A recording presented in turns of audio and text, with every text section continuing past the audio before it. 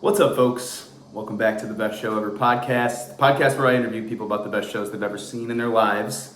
And I'm your host, Cam Hurt. If anyone's been following my social media this week, they know that it's been a tough one for me. I got my mom has been in a really terrible accident down here in Tallahassee, Florida. She's in Tallahassee Memorial Hospital right now, and she's had a bunch of surgeries this week. And I'm down here being with her, supporting her, being by her side, and it feels pretty ridiculous to be like making the intros and outros of my jam band podcast right now, but this is the only podcast that she listens to because her son is on it, so I am putting out the episodes this week. And the two episodes that we have out right now are with two really great guys, two really funny, it's this intro this week is going to be so sober and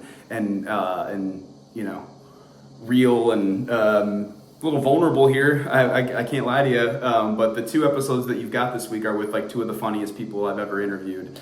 One of those being with Kodi Nottingham, the poster folding, chair chucking Billy Strings fan who runs the What's the Reason for This podcast. This guy is hilarious, man. He is like the quintessential Midwest, dude that you see at all these jam band shows. He's like, tells stories about seeing cheese and, getting into the scene in that way.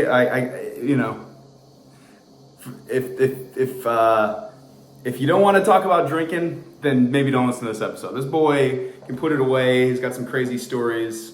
And he's just a genuinely great dude with a big heart. Interviewed me on his podcast, and we have a great talk. And we kind of entered brother status immediately. We're like ripping on each other and talking shit the way it should be. So I love Kodi. I hope you guys enjoy this episode with me and Kodi. I'm going to get out of the way of the intro here. I just want to say thank you to everyone who has reached out and said some nice words or sent any healing vibes or thoughts and prayers to my mom. I cannot tell you how much I appreciated the outpouring of support this week. It's just if I say the community or the scene, I'll punch myself in the face. But I cannot tell you how much this pocket of the universe, this little area where all these weirdos hang out, has been very supportive this week, and I really, really, truly appreciate it. And with that, I'll get you to your hilarious episode with Kodi Nottingham. But first, here's a little music from Lou.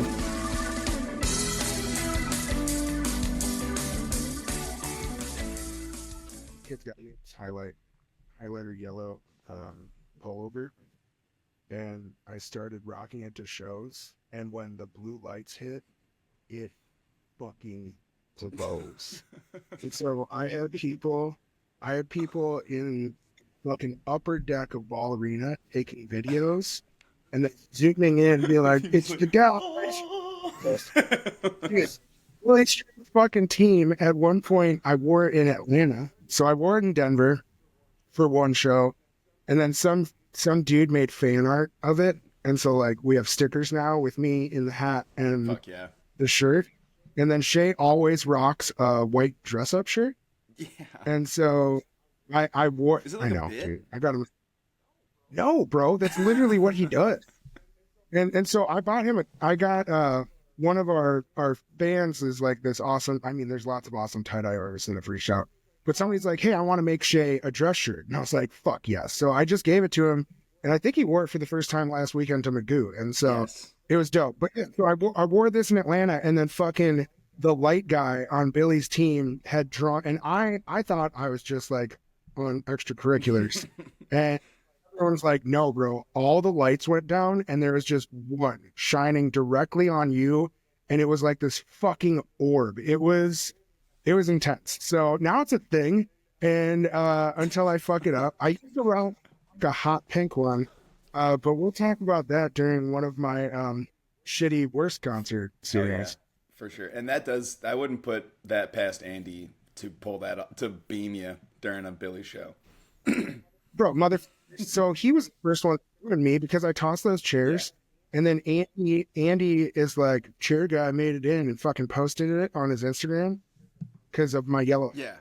And then people were shitting on me, being like, didn't even get rail, blah, blah, blah. Like, People always shit on me for my seats. They're like, I'll post a picture or something like, shouldn't you have better seats if you're a fucking... And I'm like, this is what I could pay for, dog. I mean, I'm getting the same seats as you. well, everybody thinks that we get shit handed to us, right? And I mean, I'm not gonna lie. There's obviously lots of amazing things that wouldn't happen. Dude, But like, yeah. I still buy tickets to shows. Right. I think people... Not, but like, yeah. Yeah. I think people think I'm like getting fish perks all the time. I'm like, I do not work for this band. I do not work for them. I just like it and then post the stuff. Yeah. When I met Billy in an airport, and I was so like nervous and rattled just like deciding to go up to talk to him that I didn't even say anything to Andy. I like walked away. Oh fuck! I completely walk away, and I go sit back on my seat. I'm like, holy fuck! I just talked to Billy Strings, and then I like look up. I'm like, fucking Andy is definitely over there. And then they like leave and head out, and I'm like, fuck! I'm like, I've actually talked to him online. I've never talked to fucking Billy. You know. Yeah, Andy's a G. He's fucking. He's all. Yeah. And he probably didn't give it. He deals with so many fanboys and bullshit. He sent me some shit, and I was like, bro, if only the fans knew, then there would be memes and videos and all sorts of shit about whatever he said. He's like, I fucking out, dude. Yeah. He doesn't want that. He doesn't want any part of that. No. Well, sick, dude. Thanks for sitting down with me. Thanks for having me on your podcast. It was a blast. Dude, it was fucking awesome. I literally just cut it up, and I feel like it's one of my favorite episodes. Like, easily one of my favorite episodes.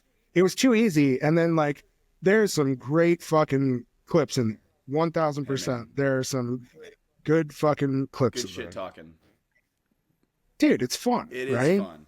It's fun. It's funny to watch like real shit talk on the internet because it's like that's hilarious. That's obviously hilarious to me. That's most of what I make fun of. Oh, dude.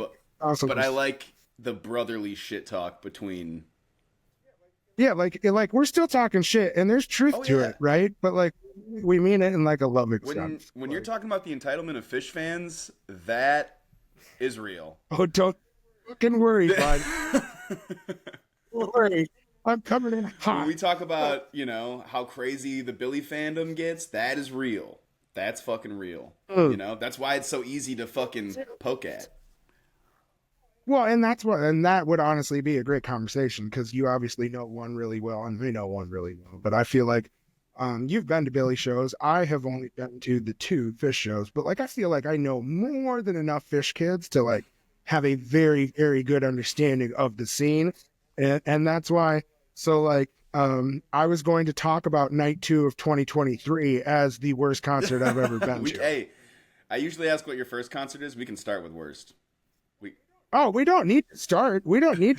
I don't know if you just do an intro or if you just run right into it. I just run right into it. I'll edit around the intro, but we're rolling, man. So then, yeah, you can get right into the worst one if you want to. Oh, damn it. No, we don't need to start with the worst one because that's the best. We'll talk about that later. Okay. All right. So it would have been amazing if somebody had like sent me like an email with all the things that I was going to be asked like you did. So I'm totally... I was like, I fucking did. It's the only thing I do. If it's easy to get, then this is going to be way too much fun for me, okay? But no, yeah, so it was great. You were super organized. And you're like, hey, shithead, like, here's what we're going to go over. And so then I was like literally in bed. I was like, oh, man, I'm going to, all right, how do I do this? The first one is the easiest one because it's like, what is your first concert, right? Yeah. And so a lot of people get confused because of the Packers hat.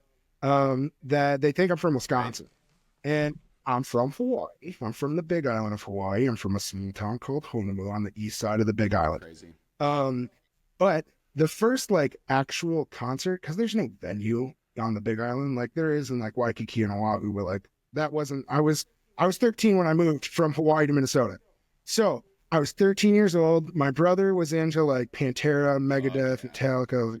It's hard, heavy stuff, right?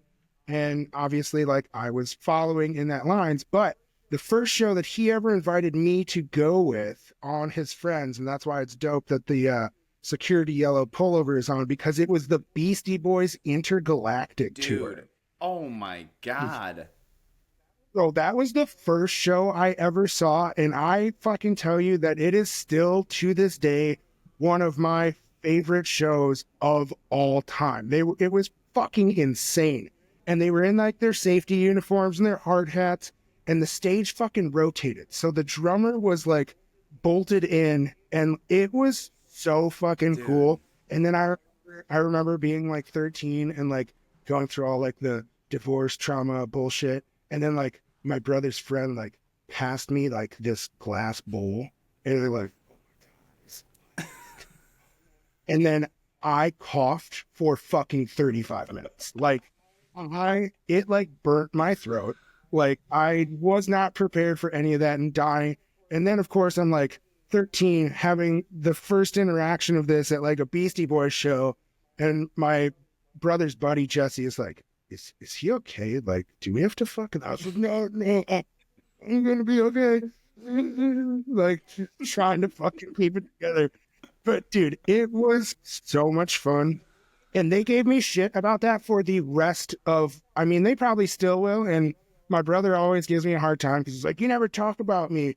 I'm like, well, here you go, Kai. And fucking you and Jesse Bidwell just fucking really ravished my dreams at that. Is your brother named Kai? Yeah, it's Kai. My brother's name is Kyle. And shit. That is also the source of, I mean, like, the shit talking that goes on between the two of us. We talked about this on your show. Like, yeah, the way me and Kyle fuck with each other is like no other. And so, like you said, like your brother still fucks with you to this day about the way you hit that bowl. I'm sure he does. I am sure he does. Oh, bro. What's funny is like he's the biggest pussy, and like now he's like, well, I'm a man's man, but like the dude hasn't done any drugs for like 30 years because he's like so like straight and narrow. He's Sure. like running a landscaping company. I'm like, oh yeah, okay, sure, bud. Like now, but dude, my brother was a dick, and I saw the youngest of four. And my mom was always like, hey, he's going to grow up to be bigger than you guys. Because I was born 24 inches, 10 pounds, 6 Damn. ounces.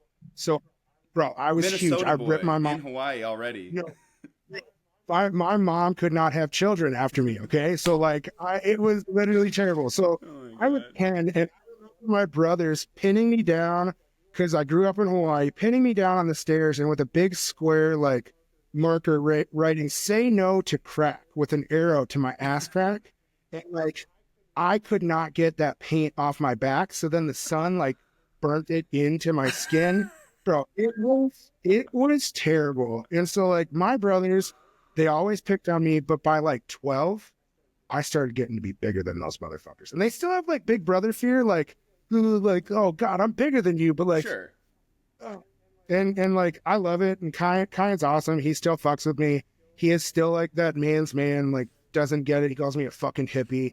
But like whatever, dude. Like it's that brotherly love.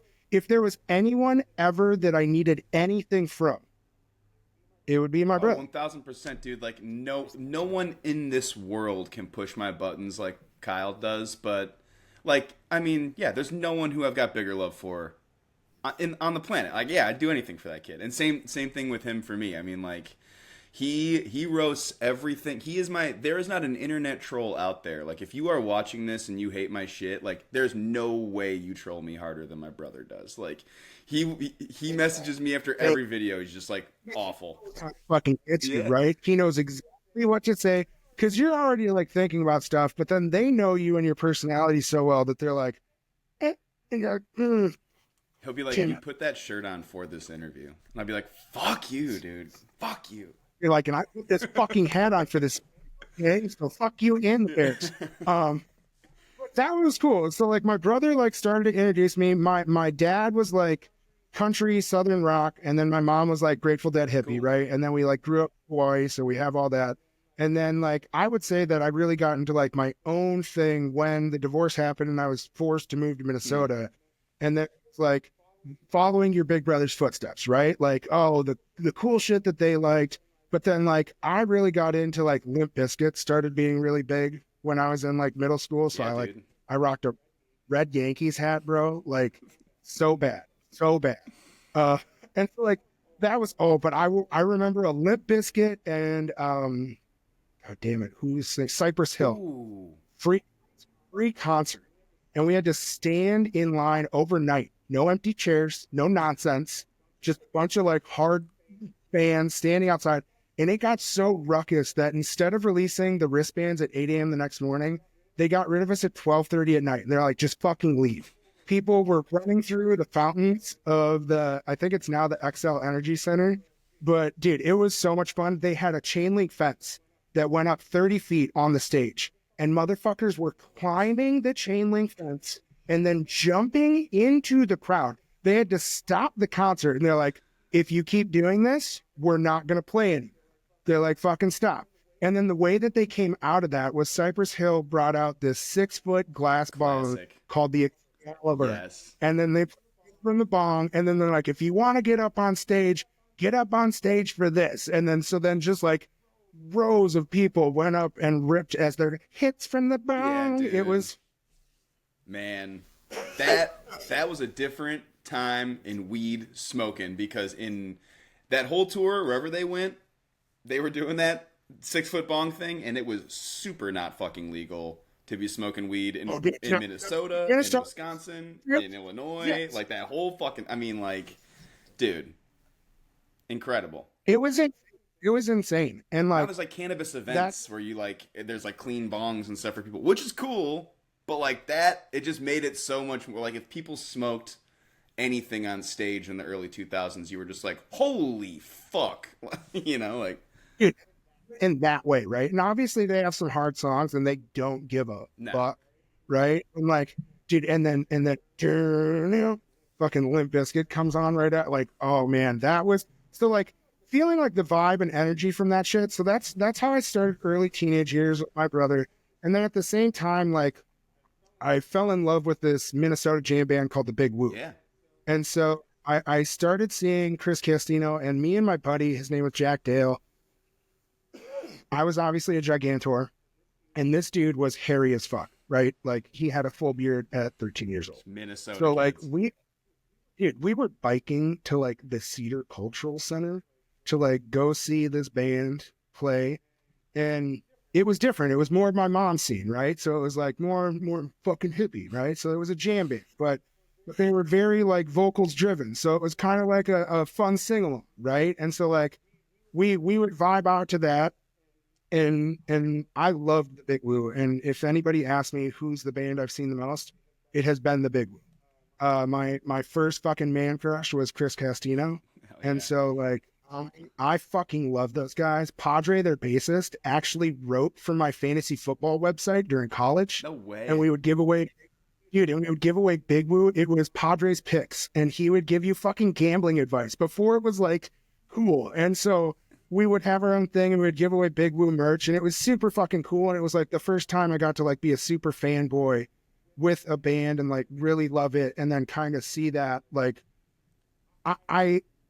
I didn't see it as much with like the Beastie Boys or some of these hard rock shows that I had gone to, but like going and seeing Chris Castino like play guitar, right? Like his fingers running up and down the fret, like how he picked, like the motion of his wrist, or like just how he does it, the facial expressions, like when he gets into something, like starts like doing stuff, right? And then you like hear it and you're like, fuck, that rips, right? And like I remember I heard them play a cover of Allman Brothers' Jessica. So like, yeah, dude. It's, dude, just no lyrics, but it tells the greatest story ever, right?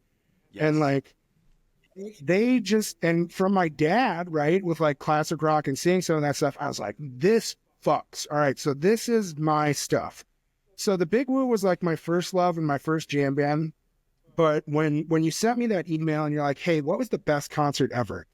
First off, fuck you, because that's like so hard. Dumb like show. That's not even, it's like not even fair, right? Because like I'm like, okay, well, like top 5 by genre or like scene or like what is it, even right? If you had to just pick one artist best show ever, tough, you know, let alone, dude, it's hard. So what I was trying to think about was, okay, best show, but then I also thought like, gateway show, right? Yep. Like, what was the one that like made me go like, this is it, right? Like, this is it. So I'd started seeing like the Big Woo, like Limp Bizkit and all that stuff happened when I was like 13, 14. I started seeing Limp Bizkit, or started seeing the Big Woo and seeing some of these other like jammy bands. And then it was in July of 2002 at the River's Edge Campground in Somerset, Wisconsin. Yeah. It was string cheese and stuff. Dude. And it was a couple day festival. I was, so 2002, I'm in August, math. So I was 16. I was 16. Okay. And this festival, what I remember is it was dumping, rain, Man. dumping. So much so that they canceled the first night. And like, this was like my first like festival, right? Because like in Minnesota, nobody's like coming to have a music festival in Minnesota, right? And so like, there really isn't anything up there, like music festival wise, well, at the time. so now, well, and they had 10,000 Lakes, which we'll talk about that later. But they also, one of my favorite venues of all time is Harmony Park. Yeah. And so like I've seen Jeff Austin, David Grisman, like I have seen some fucking phenomenal shows at Harmony. Sick. But like that was also much smaller. Like Somerset was literally like fucking sea of people, right? Like just like festival. And so I was 16, I had gone with all my friends, we had like camped, and like you sneak in liquor, but you're 16, so you only have so much, and you've never been to a festival, and you find out real quick that like disappeared within the first couple of hours. I remember we made like the rookie mistake of getting drunk before we even put our tents up. Yeah, right. And we definitely never got those fucking tents up, right? Like we sleep on top of the tent, just like well, like it is what it is. So it was dumping rain, and I had run out of booze because I didn't have the hookups. I went from like rural Hawaii to Edina, Minnesota, which is like here's like preppy country. Oh, yeah. This is like a suburb, like a prototypical suburb, and like a lot of money in Edina. Just for people who are not in Minnesota. It is like one of the richest areas in the country in that time, right? And like I'm coming from episodes of Dog the Bounty, Yeah. okay? That's like it went different for me, and like at this time I had like a bunch of trauma and stress and bullshit as a teenager, and I was rebelling, and like I just fucking all I wanted to do was have a good time, and I had a really big personality, so it was not hard for me. And this was the first time that I got to really show off, which was a very bad side of me, but it was somebody that, dude, I can put down booze like it's nobody's business, and I can shotgun. I mean, there are very few people I've ever lost to shotgunning a beer, and it comes the same with, as I found out at this weekend, beer bong. Yeah. So being a 16-year-old kid, I would walk around with the beer bong on my neck, okay? And I'm walking through a cheese lot. And I would tell people like, oh, hey, I got beers at my campsite. I didn't. If you beat me, then I'll bring back 2 beers for whatever you get. So I was just walking around crushing people, getting shit-faced for free, right? Just like having way too much fun. And then I got so drunk that I started like, all right, let's make this fun, right? So I did 8 shots of Captain Morgan's in a fucking beer bong. And dude, just because, like, dude, I know, man, like, everyone right now who is listening knows that, like, first time you're getting hammered and you're, like, young and you're like, yeah, dude, fucking, I'm good at this. Bring it. Yes. Let's fucking go. This is how I broke the chair off the captain's seat of a pontoon boat first time I drank. Because I was just sitting on the pontoon boat, just fucking chatting, joking, drinking. I mean, everyone's having a good time. I get up to change the music, and I like, whoop, whoop, bam! Like, and sit into the captain's chair. Break it off the fucking hinges because I'm so dead. Bro, yeah, dude. I got it down. My life has never been so confusing to that moment. Like, I had already been like doing all these beer bongs all day long, and then for some godforsaken reason, and it's pouring rain. We're all so fucking wet. Like everything is just wet. And I don't remember, surprise, surprise, I don't remember what happened after that, right? All I remember is waking up the next morning and my first instinct to do was, I'm going to beer bong Fruit Loops. So I put milk in the beer bong and I got the Fruit Loops and I'm stirring around and he's like, what the fuck are you doing? I was like, I got to soften it up. Doing? Yeah, like, come on, I'm cook. Well, let me cook. Breakfast. But I was literally swirling them around to get them soft. And then I literally bonged a bowl of Fruit Loop cereal. Yes, and like just the Lord, dude, like so I just opened my throat, bro. It's literally like gone. Like I usually like I average like 1.2 seconds for a shotgun of a beer. But like it is literally like stats gone. Dude, like so I tried to do 10 in less than 30 seconds because I knew like how much I could, because people were like, bro, there's no fucking way. So like I literally did this all the time, right? And it was like fun drinking game. Like, oh, cause I don't normally drink beer. I was a whiskey drinker because I've always been a huge dude. And like I could crush 16 beers and I mean, obviously I'd be intoxicated, but I wouldn't be like shit-faced beyond control like I was when I was drinking whiskey.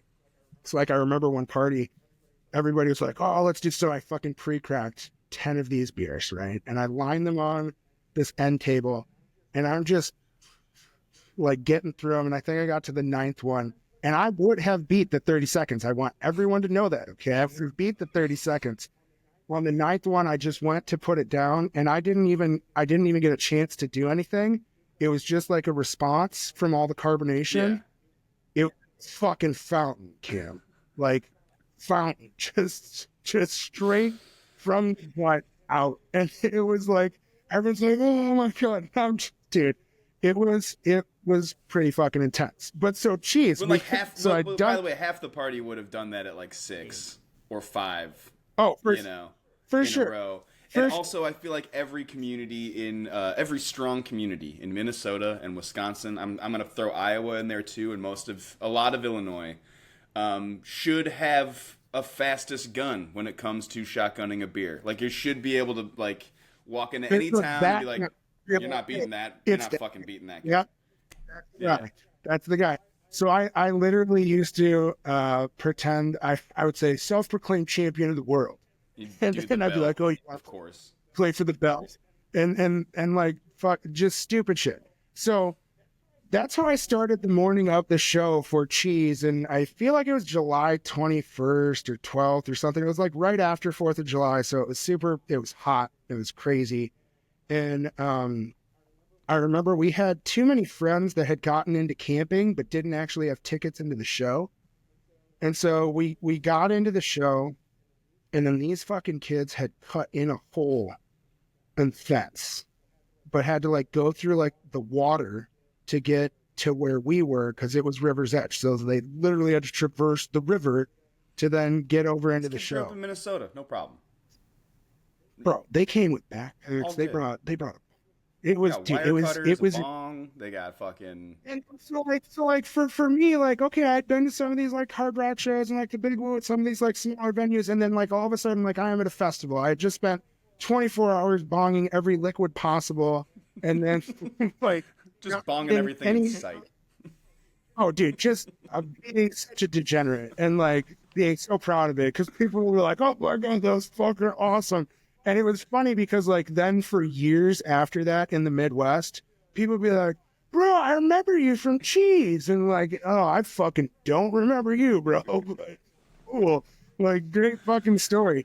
But the first set was great. And they ended with Born on the Wrong Planet. And at this time I am like starting to peak, right?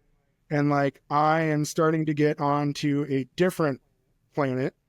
And it's set break then. And then somebody's like, okay, we're going to go back and we're going to get stuff from the campsite and then come back. They left. The security had found out about it. So then the cops were waiting for anybody that was coming to and fro that hole. some idiots we were with like got stopped. We had no idea until after the set had ended. There was cops outside, and then we see them fucking pinned up against the back. Like, oh fuck. And so then like that's like the double side of the coin of festival life. You're like, oh my god, I'm having so much fun. Be like, holy shit, I could get in trouble for what I've been fucking doing right now, right? Yeah. And like it was super cool because security ended up coming and being like, hey, it's fine. They just made them pay for a ticket. So we put the money together and we like paid, even though there weren't tickets available. They're like, if they pay for a ticket because they had a camping pass, they like made it good. So that was pretty dope. That second set, there was a Texas and a Suntan Jam that like fucking blew my mind. Then they played Jellyfish, which I had like heard, but this is 2002, right? So I had never like experienced like, and this is cheese, like peak cheese, Yeah, right? dude. Like early 2000s.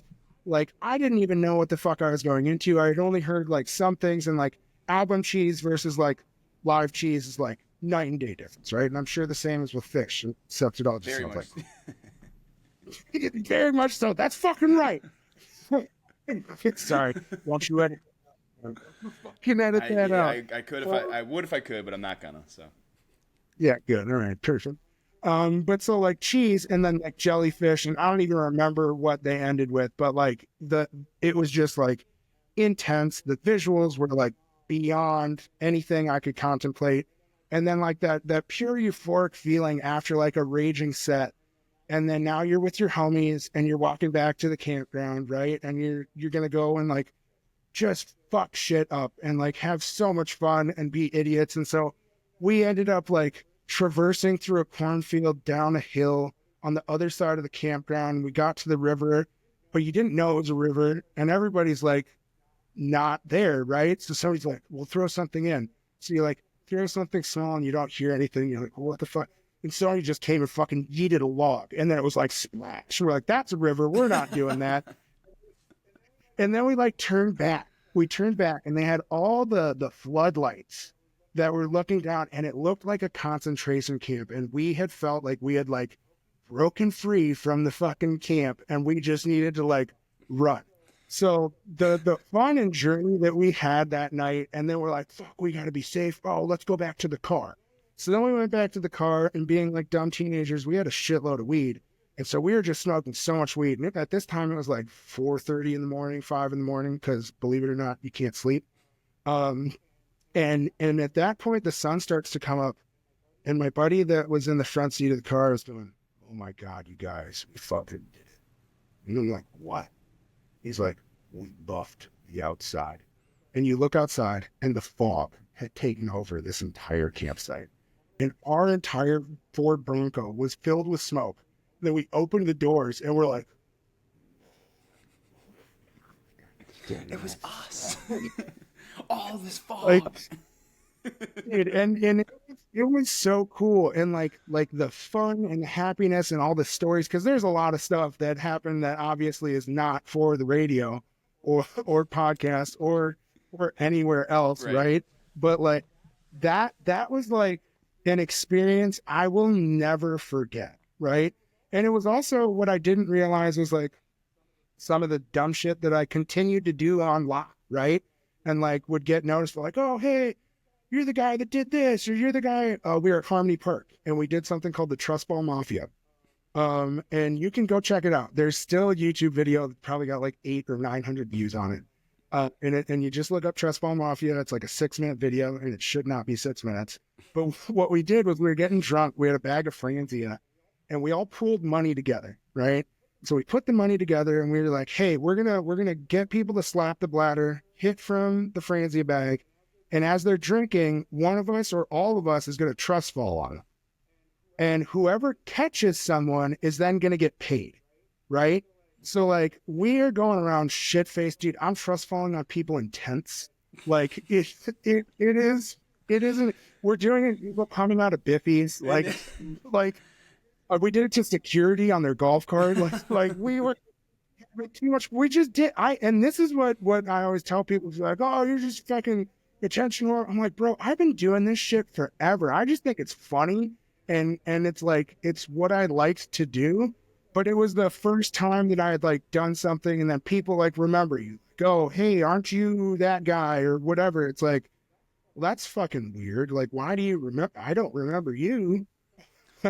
But it's definitely, it was cool, especially now how things are transcending and like what's going on fucking rocking neon yellow pullovers. But And like that you cheap can call that attention grabbing or whatever, but it's also like it's this thing that we've talked about on the show before of like being someone who is expanding the time that people are having at the show. Like you are doing that to get a reaction out of that. Like you want to just see that person like laugh and smile. You're not trying to piss anybody off. You're not trying to like start a fight. Like sometimes it's fun to fuck with people. you're much nicer than I am. You are much nicer than I am. Okay. And I'm not going to say that I don't push buttons intentionally to piss people off. Like I do. I will say I'm a fucking troll sometimes.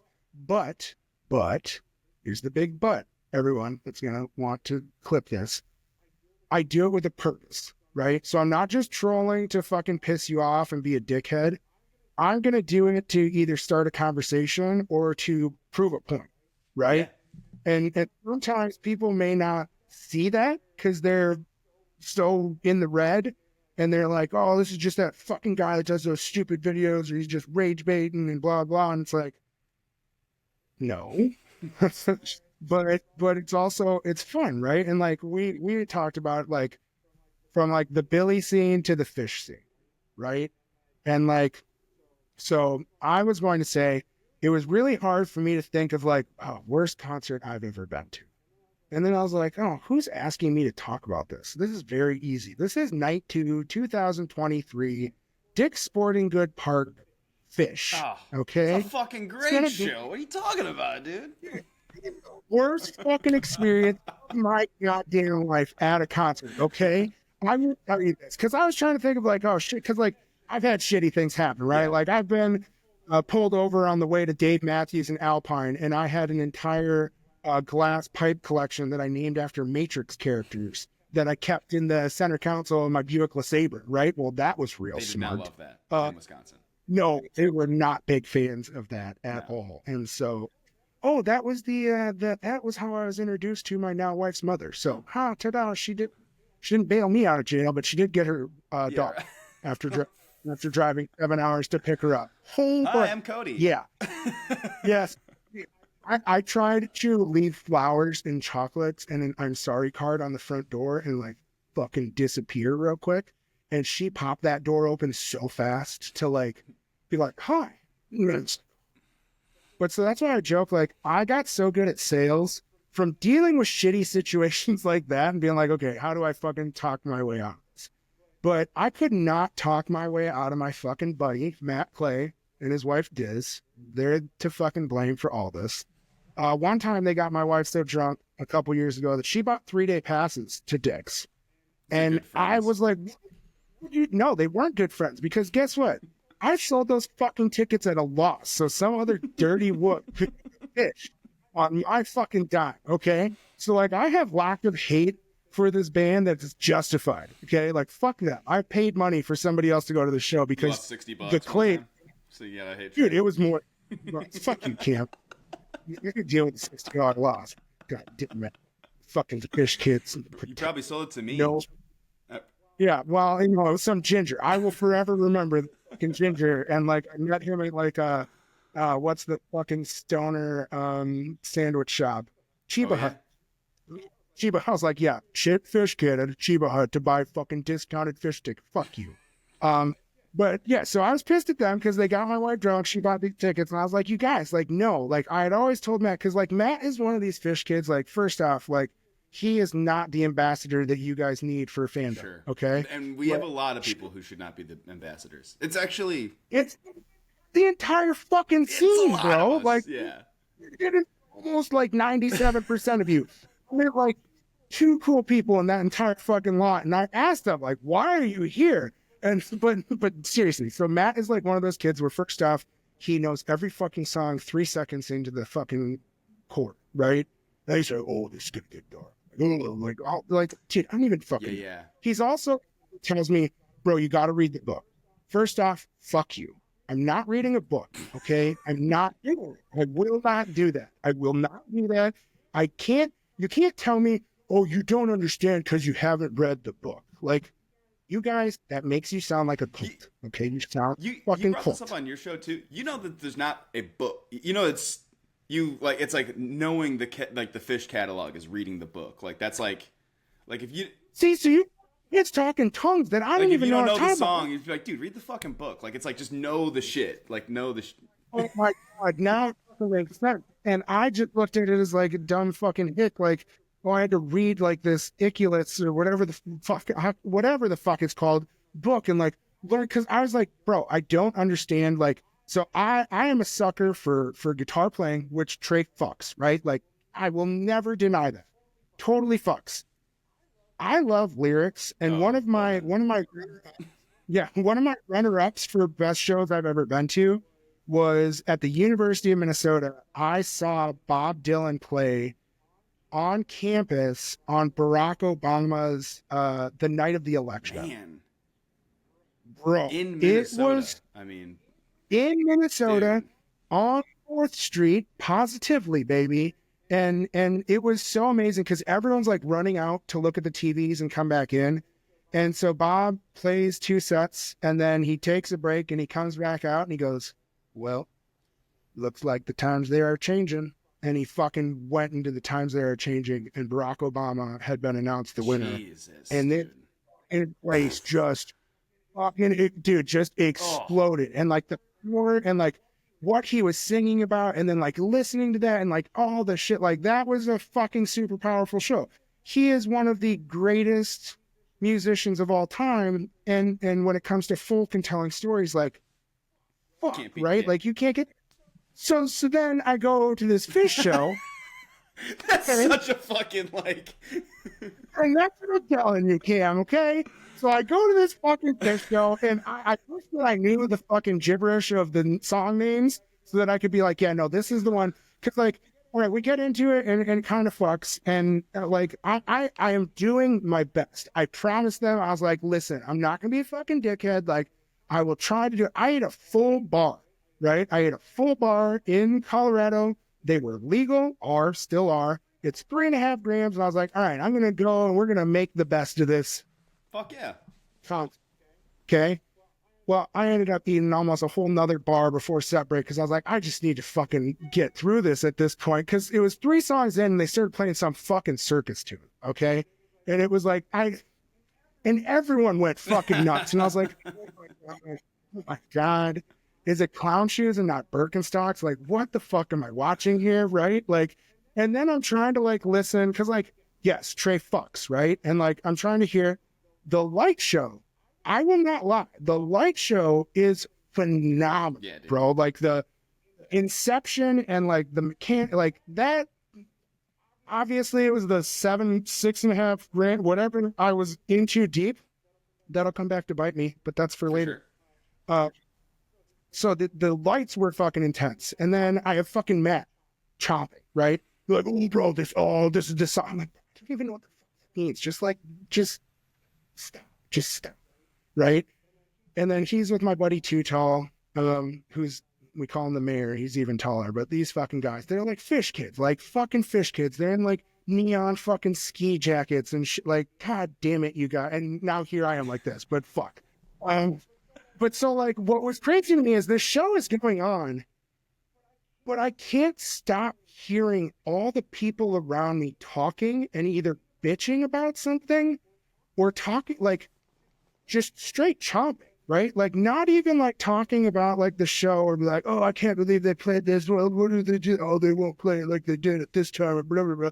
And it's like, I felt like they weren't even enjoying themselves and they were just there to be there to bitch about what was happening in the moment, Man, right? yeah. Like, and I don't know, Yeah, like, dude. I don't know that could have just been me like projecting and having like super, super great hearing at the time and like finding all this shit out. Well, one, yeah, like being on a lot of psychedelics makes it for me easier. It's like the reverse of earplugs for me. Like I can fucking hear everybody around me, everything they're doing and Like, saying. ordered a chili dog in Concourse 132. Yeah, That's amazing. I'm like, yeah, I'm like, I can hear it. It's like, And I've definitely been around some chompers at Fish. Yeah, I just feel like there are, because they've been around for so long, there's all these different types of. It's just like any other show. There's all these different types of people in the crowd. Like if you go to Billy, like there are people who are with a group of buddies who are big Billy fans who are like, I don't So know anything about Billy Strings, and then they like go and get their heads blown off. But like there is something about the Fish fan who it's like that thing of like when your buddy wants to show you a movie, it's like a really funny movie, and then they turn the movie on and they start laughing. They're like, "Oh my god, dude, this is gonna be so funny!" And then you're like, so that the scenes are starting like, "Oh fuck, wait, hold on," and then they're like, "Oh, it's so funny!" And like, how are you supposed to laugh at that? How are you supposed to laugh that's at that? exactly what Matt had done. So first off, we get there before the show even starts. He's telling everyone, "Oh, I finally got him to come to a show. He fucking hates Fish." So then everyone's like, "Oh," so like I'm getting like tapped and like told. They're like, "Oh, you're," and I'm like, Oh, that's "God, yeah, dude. dude, How like, are you? like fucking terrible, right? Like, god damn it." And then in the second set, he played some like dark, heavy shit, and Clay called it Evil Tray, and he goes, "Really, it's Heroin Tray." And I was like, "Oh god damn that, dude, that shit fucking hits." I don't know what point oh that shit is, but that was some. I didn't even need lyrics because that was like so heavy and like fucking take me to the promised land, baby. Like that. That was, and it wasn't fucking bubble tune circus music. It was fucking. Yeah. Heavy. They save that, you know, they save that. It's a lot of like the like Fish fans describe it as like love and light jamming. You'll get to like a very like blissful jam or like a very like kind of soaring, kind of nice jam. And there's a lot of Fish fans like if you read like any fans from the '90s are like, fuck that, I don't want that at all, and like I want the fucking like words? what's that? A book of adjectives and words to describe all these fucking fluffy songs. Because you're all fucking say the same shit, right? Like, god damn it, you guys, just talk like fucking A. And that was the other thing. Like, some of these kids, like, what they have, like, how many shows they fucking been to. And we're gonna get to this because you brought up Billy and that fucking crew, and I love Billy's scene, but like, they're fucking terrible too. Okay. But Fish, bro. So I'm on the floor and like I fucking through the moon. And like I am having a good time, but like the music, like I literally turned to Diz and I was like, I can't. And she's like, I fucking love this song, and I wish that I could remember. It was about some fucking animal. It wasn't a fucking llama. It was some fuck. It was fucking something. And I was like, God damn it, you guys. And like then I see like Goose and fucking Peter singing, like you fucking muppet, like god damn it. And so it's hard for me because like, okay, like I know some people like really love that, but that was not what I loved. The biggest thing for me about hating that show was the people and then the scene in the fucking lot, bro. The scene in the lot was next fucking level. The first thing I will say is I bought a fucking $10 grilled cheese with bacon in every bite. And I will tell you that that is false fucking advertising because there was no bacon in every bite, okay?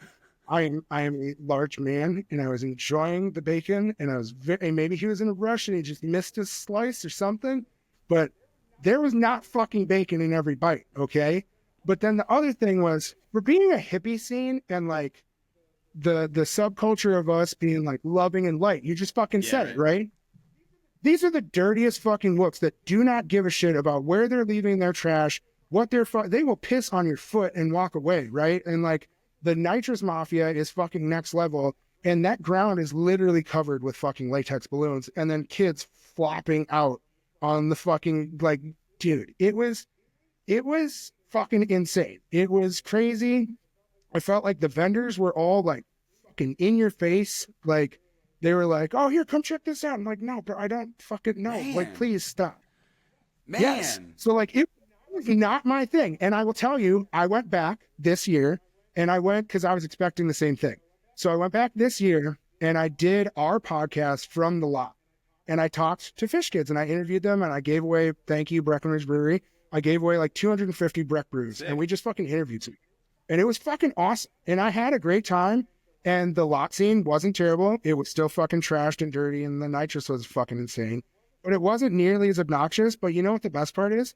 I didn't have to go in and listen to the music. So then I was able to leave and get the fuck out of there and just like do my thing. And then everyone's like, oh, you come back. But I told you, I will give them, they always say third time's a charm, right? So I got two under my belt. I'll give it one more fucking chance. But there was a lot with that show. Cause like, first off, how do you have a bad show? Unless you have like a bad trip, which I rock this now because I had a bright pink one, but I fucking vomited all over myself before the first song of Goose Red Rocks was even played. So dude, I didn't even see. God damn it. That was another runner up for worst show. But I was like, well, how do you fuck this up, right? And then what's funny is I did the exact same thing at Billy Red Rocks, and I got too fucked up, and I had to leave before the first. Yeah. So, but that was that show that reigned forever. So that was fucking terrible. There was a lot of bad shit, but the scene overall is dope. But the Billy scene compared to the Fish scene, and that's why I'd love to talk to you about this because, like, obviously I stir the pot, and I tell people like because I come from like widespread cheese, some of this stuff, like Midwest jam bands were my thing for a while. And then I've lived in Colorado since 2012. So I've been super lucky to get Red Rock shows all over the place. And like widespread kids, fucking, they can drink. We can have some fun, right? They're crazy. We get dirty, right? Cheese Kids, whole nother fucking level. Fucking Hooper. Yes. Like, but then this Billy scene, bro, like it is a whole nother level. And I'm going to be very careful how I talk about this because we already know that I get in lots of trouble as it is. But like, I love the music. The fandom is fucking a little much sometimes, man. It is insane. And I know that you deal with that as a fisherman. So like when it comes to the Billy fandom, the first show that I went to, or the first show that I got to go to, man, there was plenty of opportunities that I wanted to see Billy Strings in Chicago. Who would like it felt like even before the pandemic, if he was playing a show, you know, at like some theater in Chicago, it was fucking sold out, $500 if you wanted to get in minimum. And so I was like, I just can't. So before I moved to California, I never really even had a shot to see him anyway, because I was like I didn't see a lot of shows back in the day, but like now it's like 2023 and he's playing in San Diego and the tickets are like $30 for some reason, and I'm like, that'll never happen again. So I'm driving down and I'm fucking seeing his ass, and I'm bringing my girlfriend, and dude, I mean that show 2023 San Diego Billy Strings is the wookiest event I have ever attended in my life, like by a long shot. Like we're talking, I saw a dude do a cartwheel past a security guard into the lower section because he like the security guard was dealing with another guy, and the guy just like did like he okey-doked him, but it was a fucking cartwheel, and he was not wearing shoes. And I'm like, that is like Wook Olympics. That is fucking ESPN top 5 Wook. And also like the other thing we're talking about here is like, this is Wookiee or this is Wookiee. I don't see that as a bad thing. I see, like, have there been rumored fans that have shat on the floor at Fish concerts? Absolutely. Yeah, same thing at Billy. Absolutely, like that's fucking on the floor. Right? It's just 1,000% happens. I think that there's this level of like Billy and Trey are these guys that people just look to, and there are people who look at Billy and they're like, that is me. And I'm following this motherfucker everywhere. This is my life now, you know. And that happened to Jerry, and it like ruined Jerry's life. And so that I don't think that like the people that are like you're talking about Fish fans that you're like afraid of, that are like too clingy, like too dirty, fingers, bro, too in the scene, too like whatever it might be, and you know like. Seeing that at that Billy show, I was like, wow, all right, Billy is the guy. That's it. Like, Billy is going to be this next generation's guy. Like, I went to a Goose show the next month at the same exact venue. We're talking 30 days later. Okay, but that's a Christian rock band, so settle down. Like 2 different venues. It looked like 2 different... It was like... Loafers and khakis, bro. And Peter didn't knock on that. It was Patagonias and a lot of deodorant. It was so... Every pit in the place filled with deodorant. Smelled like a fucking cool breeze in there. You know what I mean? Like, Yes, no, and so like that is the polar opposite. And like Billy, like But he fucked with the Grateful Dead, right? And there was a lot of people in the Dead, and we want to talk about like the dynamics of the band. Some Deadheads are like, I don't fucking touch Fish, right? I don't touch right, Trey. I'll never be a fan. They talk about torch passing, blah blah. They're like, not on for my sure. watch. And I feel like when Billy came around, it gave a lot of people in the Dead scene someone to then fucking Yeah, they're latch like, on to. that is Jer. This is bluegrass. This is what I. And it's like the bluegrass scene before Billy. It's not like the Doors were, you know, getting knocked down for Trampled by Turtle shows in Madison, Wisconsin when I was going to college. Hey, settle the fuck down because I almost picked a Trampled by Turtle show from Telluride Bluegrass Festival as my favorite of all I fucking fucking time. love those shows. I saw them back in the day, but it's not like there was a line around the fucking block or like, $1.2 million going into Asheville type money, like. Down, bro. Like that's what's crazy. And now Billy's selling out Yeah, arenas, dude. and it's insane. And what's super cool is like he's made comments like, I don't want to suck on the teat of the Grateful Dead. There's so many people that are already doing it, right? And it was funny because I was trying to think of like, okay, what are some other bad shows? So we talked about Minnesota didn't have a lot of music festivals. They actually had something called 10,000 Lakes Festival. And I went up there because Widespread was headlining one night, and then the other night was fucking John Mayer. And I took my 20-person tent because we had like, of course, we made like a lounge that we had like tables and everything in this. So we took the cover of the tent and we brought it to the field and highlight pink duct tape. We wrote "fuck John" on the tarp, and it's 40 feet big, and we held it in the back of the field of fucking the 10,000 Lakes Festival, and security came and fucking took it, and we're like, "That's the tarp for our tent. Like, if it rains, we're gonna get rained on." And they go, well, "You should have fucking thought about Oh that." my But so, God. dude, that was a thing. And then what's funny is like I went and saw Dead and Co at the Sphere, and it was the last weekend, which is when John had fucked up his finger, and Yep. the dude fucking shredded. Like, and like, I'm like, please don't sing, but you can keep playing that guitar. Just don't open I your make fun of mouth. John Mayer a And, lot. The guy fucking is absolutely one of the best guitar players alive. I'm still gonna make fun of the guy. I'm still gonna fucking rip on of this course, guy. and like I would make, and this is the dangerous thing about me is like I would make a stupid joke to his face, Yeah. right? Like, and that was what was cool about Billy is like when he had reached out to me, he just, dude, he just talked to me like a regular fucking dude, right? And it was like, what the fuck? Like, what? And like, he was like so genuine, but that's where it's hard because like you see him go through some of these struggles because like he's very present in his social media and that was part of his growth, right? And now that he's gotten to this place in his career, you can't necessarily be as involved as he was No. before, but he's still emotionally connected, right? And so it's hard and you see him struggle like that. And like Jerry, as much as he struggled and fucking hid behind drug addiction and scuba diving, right? And like just trying to find something to find his solace, like Billy needs to find the same thing, but us as fans and the same thing for Trey, because like he's gone through a bunch of shit too, right? Like we create these visions of what we think these musicians are or have become. And at the end of the day, we have to remember that they're still people, Just a guy. right?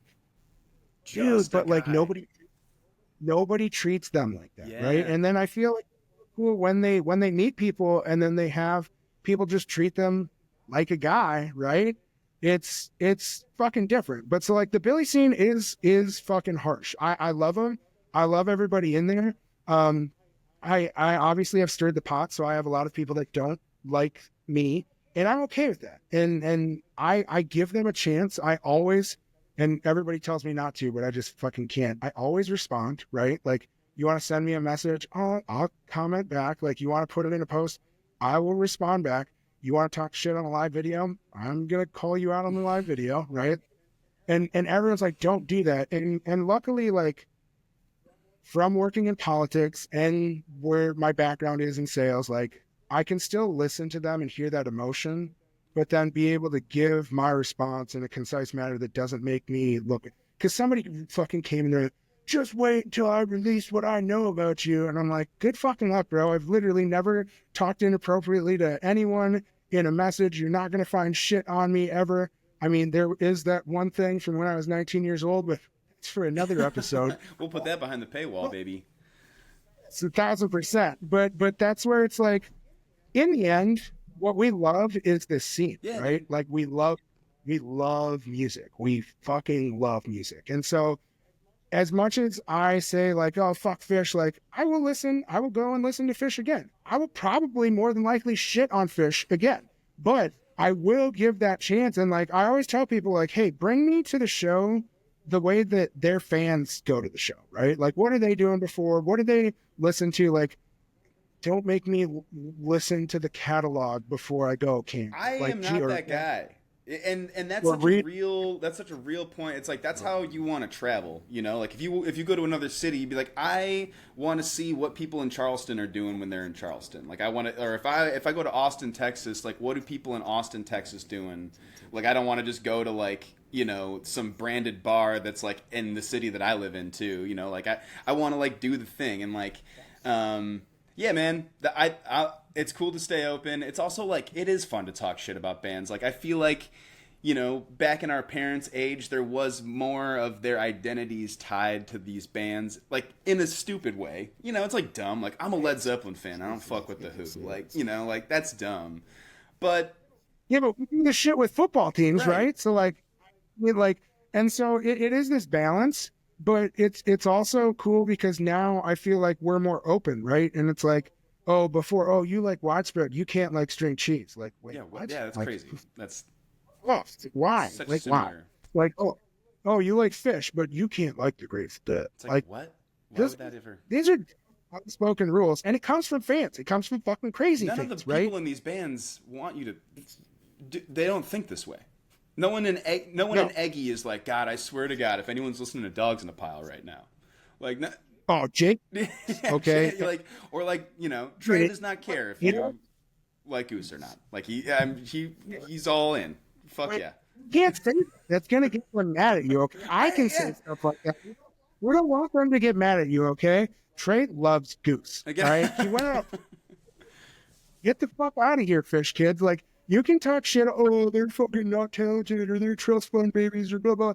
It's like the shit that people say about it to like it's insanity, right? And but it's fun because like it's part of our scene and part of our culture. And so like that's what's awesome is like you have now started to use those things to make fun of, but bring some awareness to and start conversations on like some of these ridiculous antics, right? And like I'm doing something similar in a little bit of a different way, right? But it's all starting a conversation. Yeah. And that's what we're building community, man. We're building community. And we should be talking about these experiences too. Like the live music experience is a striking one for all types of folks. People who end up becoming huge live music people and people who are not live music people at all. You know, like that experience is a big one. And so like it should be talked about and chatted about and you know and whatever talked about like sports compared with the passion of a sports fan.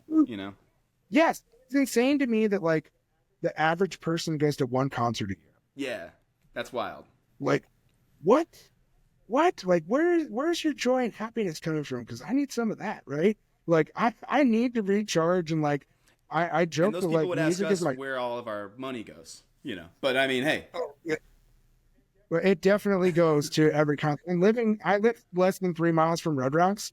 It is terrible. I need a full-time job just to pay for shows. Yeah. So like, hopefully somebody can watch the podcast and be like, hey, idiot, you want tickets? Be like, fuck yeah, I do. Thank you, man. yeah. Also, And anyone then getting mad at me and Cody for what we do on the internet or with our content, we do not make money from this. This is not our job. This is just we just like it. So so we're both like we talked about this on the episode when we chatted with you, which I fucking love, by the way, on what's the reason for this. But we talked about like, listen, we were like class clowns forever, right? And so now it's just a different platform, and like just like we were performing in class to like make our buddies laugh or to like fuck around, now we just like make stupid content and put shit on the internet and have fun at festivals. what's funny, and, you know, yeah. what's funny, the people that hate me and that like are watching all this shit and commenting and sharing it, I want to thank them. because they're the reasons it keeps fucking going, man. Like, talk shit about me all you want. For some reason, it keeps getting fucking better and better and better. In between me talking to you and them, I just got my first offer. I'm going to Merle Fest. Dude. So, dude, like, it's fucking, this is stupid and it's insane and it's awesome. But I did want to make sure that the last thing, because you gave me an email and there's one more thing that you asked about, and it's who I'm now going to in the future. And I want to make sure that I give these guys a shout out. Okay. So I had this band on my podcast and I didn't turn on the microphone. And what's funny is I didn't know enough about them when I had first interviewed them, because one of the guys with the pod was like, "Oh, hey, I know this band. They want to come on. They're having this great show with pigeons playing ping pong." I was like, "Fuck yeah!" So we did this awesome interview. I learned about them.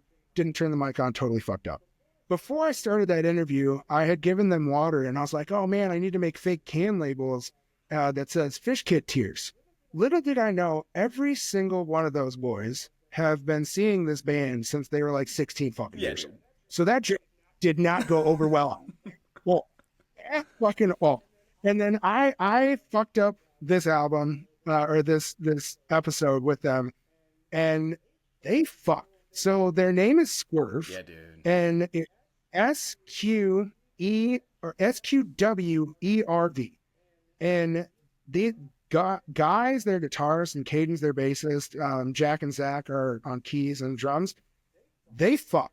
And they're Fish kids, bro. They literally play on Fish Live. Yeah. And after I did my due diligence and went and listened, and then I was able to go and stream their show from Boulder, these kids are fucking good.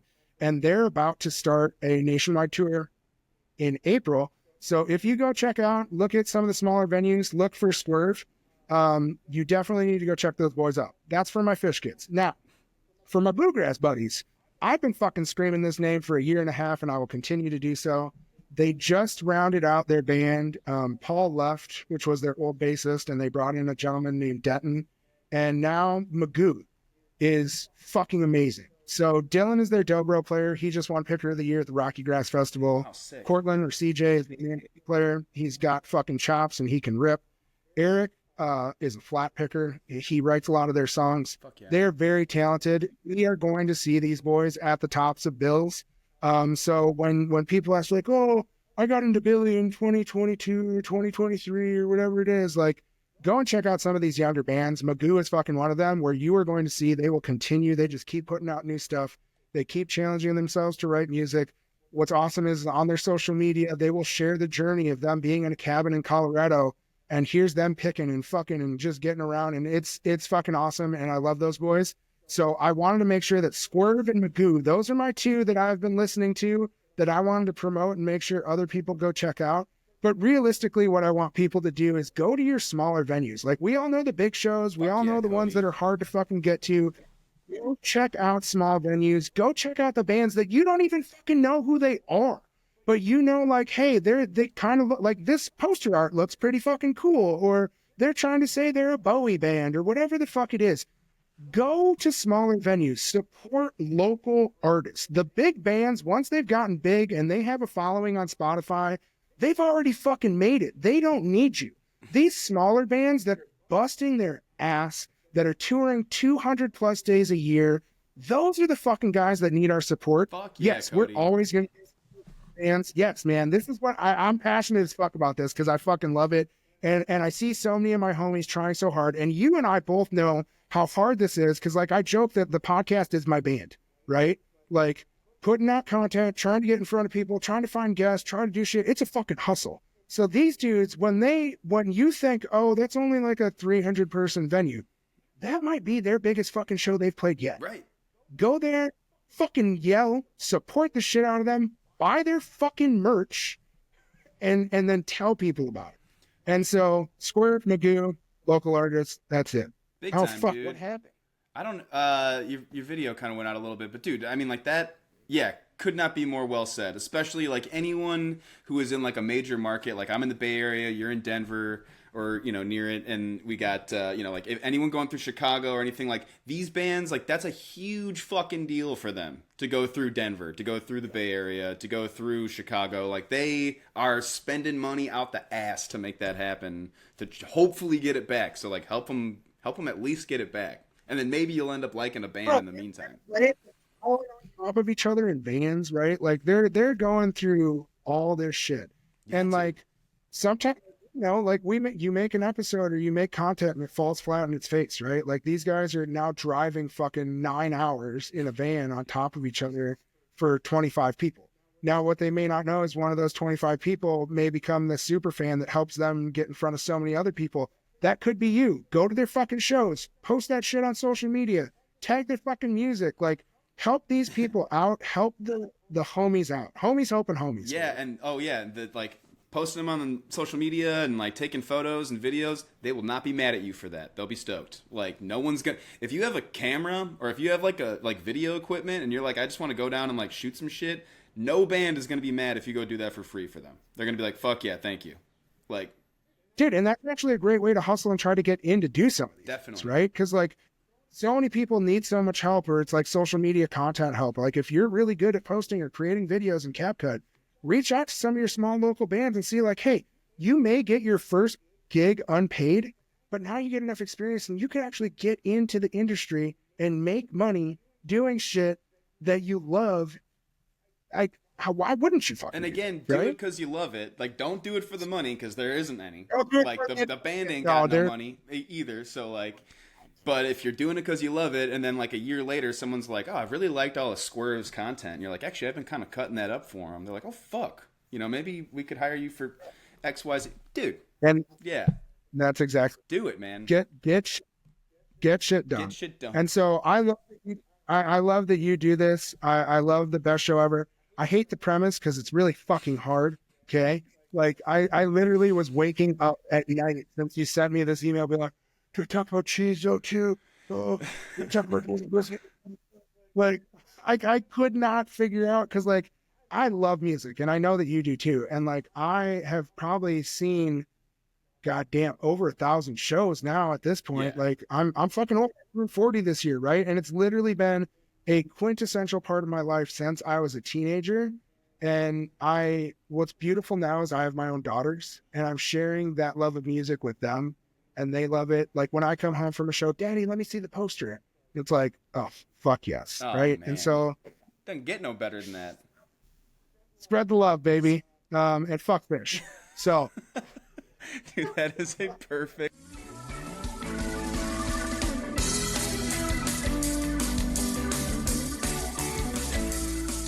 All right, that was my conversation with Kodi. Great dude, great funny guy. I hope you enjoyed that episode. There's another episode out right now with Max Fine, excellent comedian out of New York, and a great friend of mine. If you like the podcast, please like and subscribe and do all that stuff.